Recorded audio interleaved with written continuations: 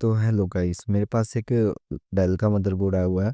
जो उसमें जैसे ही मैं पावर लगाता हूँ, पावर लगाते ही 41 का लोड ले रहा होता है और इसकी सप्लाई नापेंगे और फैन वैन चल रहा होता है। सबसे पहले 5 वोल्ट नापते हैं, 5 वोल्ट बन रही होती है। 3.3 चेक करते, ये भी बन रही होती है। और रैम सप्लाई चेक करते, ये भी बन रही होती है। और कोर से पहले जो 1 वोल्ट की सप्लाई बनती है, ये भी बन रही होती है। बट इसकी कोर नहीं बन रही होती, आपको दिखाता हूँ, कोर नहीं बन रही होती, पर ये थोड़ी देर में बन जाती है। और भी थोड़ी देर में बन जाती है, मतलब कि एक होता है डाइट बननी चाहिए, पावर लगाती है। आपको दोबारा दिखाता हूँ।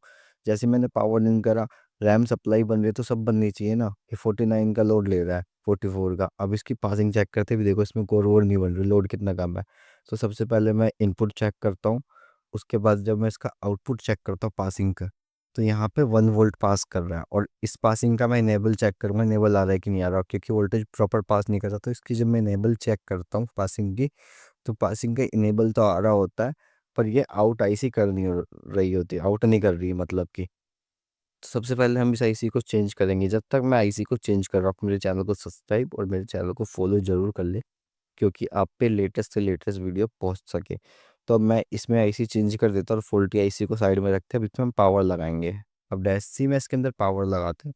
पावर लगाते ही ये 5 का लोड लेकर डायरेक्ट ऑन हो जाता है। आप देख सकते हैं डायरेक्ट ऑन हो रहा है, अब सही हो रहा है ऑन। पहले लोड में फर्क आ रहा था कि नहीं आता। सबसे पहले हम फिर इसका आउटपुट नापेंगे। अब इसका आउटपुट चेक करता हूँ, 3.3 वोल्ट प्रॉपर पास कर रहा था, और पहले 1 वोल्ट पास कर रहा था, अब 3.3 प्रॉपर पास कर रहा था। अब इसमें हम वोल्टेज चेक करेंगे, सारी जो बन रही थी कि नहीं बन रही थी। अब इसके कोर वोल्टेज देखते हैं, कोर वोल्टेज भी प्रॉपर बनती है। रैम सप्लाई चेक करते हैं, तो रैम पे डाटा वाटा सब आ रहा होता है। इसमें हम कीबोर्ड लगा के देखेंगे कीबोर्ड पे क्या डिस्प्ले आ रहा है कि नहीं आ रहा। तो जैसे ही इसके अंदर मैं कीबोर्ड लगाता हूँ, उसके बाद हम कीबोर्ड पे देखते हैं, तुरंत कीबोर्ड पे भी डिस्प्ले आता है।